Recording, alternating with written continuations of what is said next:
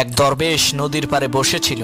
একজন লোক এসে সেই দরবেশকে বলল, হুজুর, আমি যদি জীবনে সফল হতে চাই তাহলে আমার কি করতে হবে? দরবেশ লোকটিকে নদীর পানিতে ডুব দিতে বললেন। লোকটি পানিতে ডুব দেওয়ার সাথে সাথে দরবেশ তার মাথা পানির নিচে চেপে ধরলেন, যাতে সে তার মাথা পানির উপরে উঠাতে না পারে। পানির নিচে সেই লোকটির নিঃশ্বাস আটকে গেল। সে পানির নিচ থেকে উঠার জন্য ছটফট করতে থাকলো। কিছুক্ষণ পর দরবেশ তাকে ছেড়ে দিলেন, আর সে পানির উপরে উঠে দীর্ঘ শ্বাস ফেলে হাঁপাতে থাকলো। দরবেশ তাকে জিজ্ঞেস করলেন, তুমি যখন পানির নিচে ছিলে তখন তুমি কি করতে চেয়েছিলে? সে বলল, আমি পানির উপরে উঠতে চেয়েছিলাম। দরবেশ তখন বললেন, সেই সময় কি তোমার দুনিয়ার অন্য কোনো কথা মনে ছিল?